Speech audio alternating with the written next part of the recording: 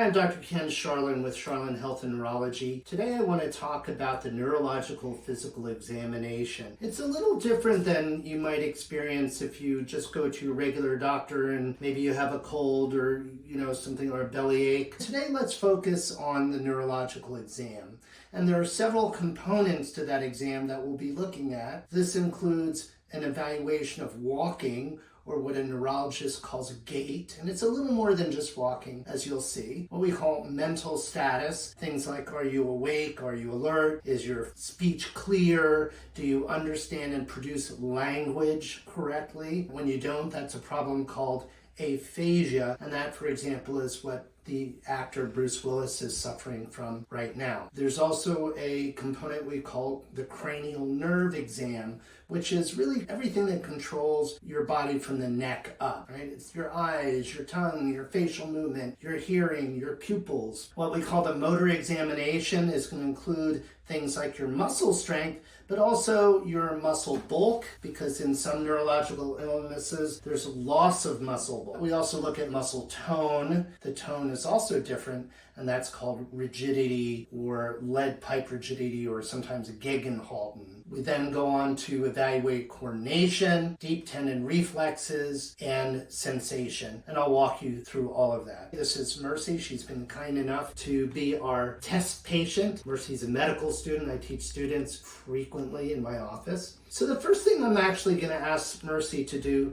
is simply get up from a seated position. It's part of the gait examination, and I'm looking to see if she can get up without any difficulty, or does she have to rock her body forward or use her hands. Those are all things that I'm going to observe. Then I'm going to look at her posture. So how does she stand? I use the example of Parkinson's disease, where posture can be more stooped. There's a tendency to do something called retropulsion, which is backwards, falling backwards. So we're going to look at posture, then we're going to look at gait and stride. Does she lift her feet properly? Does she shuffle them? Or maybe does she have something called a steppage gait, which happens when a person has something called foot drop and the foot comes down, and so they lift their feet extra high to avoid tripping over their toes. There's something called gait apraxia, which means that it looks like the feet are glued to the ground, and those individuals often have a condition called normal pressure hydrocephalus. So we're going to look at gait, we're going to look at turning,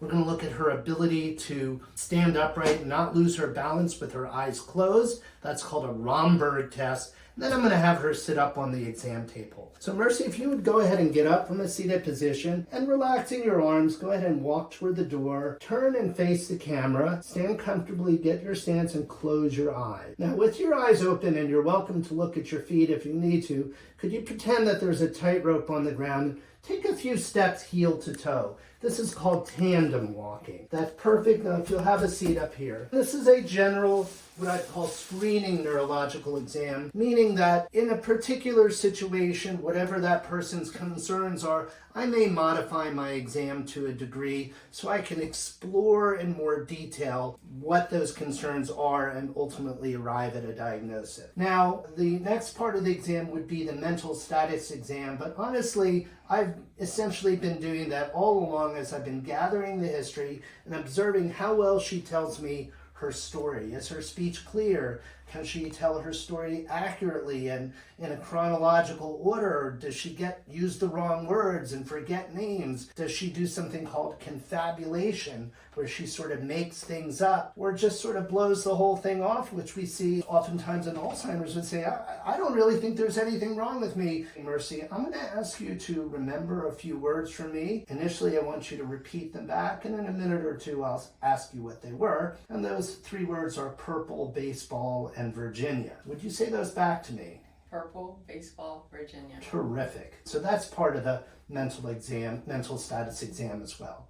Now we're standing eye to eye, and I'm looking at the size of the pupils, and then we're interested in peripheral vision. So she could cover an eye. That's really the proper way to do it.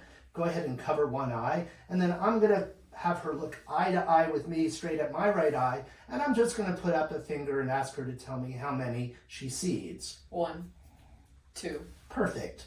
1, 1. Perfect. Now if you'll switch eyes. 2, 2, 1, 1. Okay.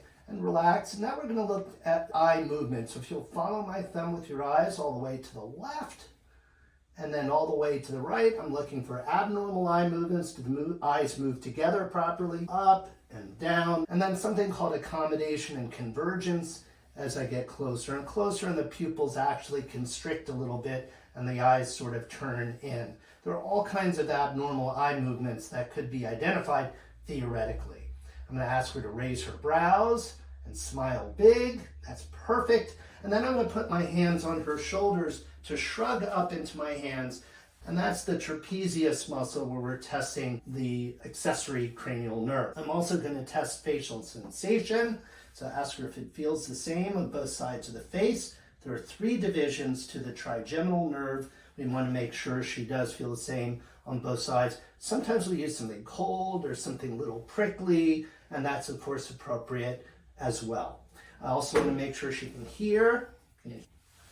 Yep. I've also tested hearing. So that's more or less of a cranial nerve exam. We can make sure that her tongue has a full bulk. For example, in the disease ALS or Lou Gehrig's disease, we'll see tongue atrophy and fasciculations. Now we're going to do a motor examination. And the first thing we do is a test for pronator drift. So she's going to extend her arms. I always say it's like holding up a pizza. If you'll close your eyes, okay, that's perfect. Go ahead and open your eyes. I'm going to show everybody that if it were abnormal, what her hand would kind of do is this. It's a rotation of the hand. It could be this hand or that hand. And that's what's called a corticospinal tract sign. Now she kind of does this. That's just drift. So then I'm going to test her muscle tone.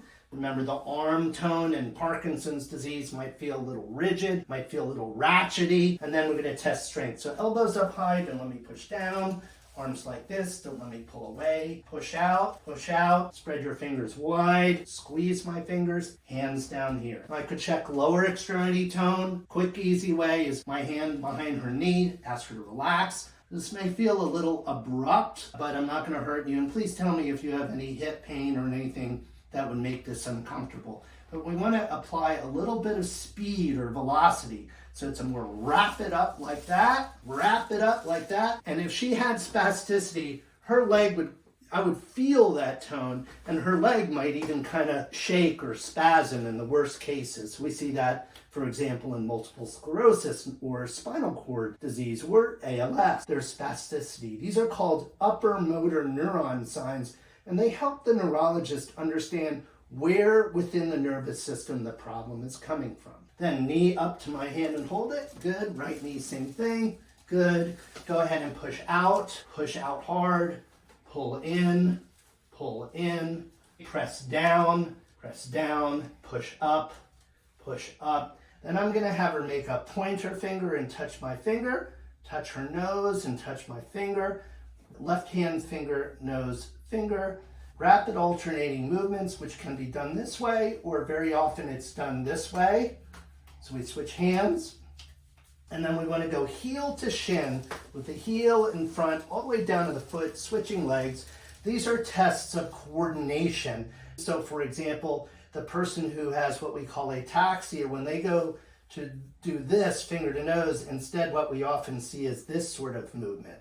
If it's really sort of perpendicular to the plane, we might call that dysmetria, but they just miss their target, right? They would have trouble with rapid alternating movements. And then the heel to shin is also kind of zigzag as they go down. Then I might do my deep tendon reflexes. And some people immediately think I'm going to go for their knees, but anywhere you have a tendon, a deep tendon reflex can be checked. So we always check the biceps. And this is called a queen square hammer that neurologists tend to like. But the tomahawk hammers work just fine. There's a triceps reflex. There is the patellar or knee reflex. And then there's the ankle reflexes. Each of these reflexes occurs because there's a stretching of the tendon and what's called a two-nerve path. Basically, we're sending a signal up to the spinal cord where it then meets the nerve cell that's going to send the signal right down into the nerve in the leg or the arm. So if I tap on her patellar reflex, and she is a pretty decent one, but if nothing happened, we call that a lower motor neuron sign, and that localizes the problem generally to outside of the central nervous system, the peripheral nerves. We have to gather more information to know exactly where, and again, that's the point of the exam. But for example, this is generally L3-4, lumbar 3-4, but it could involve the peripheral nerves that are formed from those lumbar nerve roots. Neurologists also do a funny thing. I'm going to borrow her foot. They kind of scratch on the outer edge of the foot. And normally in an adult, that shouldn't do anything except maybe elicit an ow, or that was kind of funny feeling, or I'm ticklish. Now, we never do it to make it really painful, but that's called a Binsky test, or a test for a Babinski sign. And I'm going to borrow her foot again, but if I scratched on the outside of her foot and her, don't let me do it, her big toe just went like that, that's called a Babinski sign. And that's another sign that there's been a disruption of a nerve tract that goes from the brain down the spinal cord that controls the muscles, called the corticospinal tract. If you have an infant in your presence or in your life, a pretty, like almost newborn infant, they will actually naturally have what we call a primitive reflex or a Babinski sign. Infants do this all the time, but as the nervous system quickly matures, myelinates, that primitive reflex goes away. We can test for those reflexes, something called a palmomental reflex, where you scratch on the palm and there's sort of a twitch at the corner of the mouth. For example, a Hoffman sign, which is more or less the equivalent of the Babinski sign, but using the hands. All of these things look for abnormalities of the corticospinal tract. Lastly, we test sensation. And the main sensory modalities we're interested in is, generally, can you feel touch? So then we think about pain and temperature, which follows a specific nerve tract called the spinothalamic tract. And then we think about things like vibration and what's called proprioception, which sort of means, do you know where your body is in space? Very important now, because I'm standing on 2 feet, and I can even close my eyes and still stand on 2 feet. And that was that Romberg test. But if there's a disruption in the information to and from the central nervous system that tells our body where we are in space, that comes in through the eyes, through the inner ear, as well as through that posterior column tract in the spinal cord. Disruptions in too many of these, you can usually kind of have impairment of one and still maintain. If you have problems with these posterior columns and it affects your feet, but you're looking at your feet, you can kind of make up for it. That's why a lot of people with diabetic neuropathy have to look at their feet when they walk. But then when you take away the visual, that's when they may get unstable, right? So anyway, we can test that modality with the tuning fork. And for efficiency in my clinic, usually, especially in the morning where it's been cool overnight, the tuning fork does feel cooler. We want to use the tips of the fingers, the furthest away point of the nerve. So I say, does that feel cool or cold? And they say yes. Cool or cold? And they say yes. And then I tap on this tuning fork. It's 128 cycles per second. And I say, do you feel the vibration? Yes. Do you feel the vibration?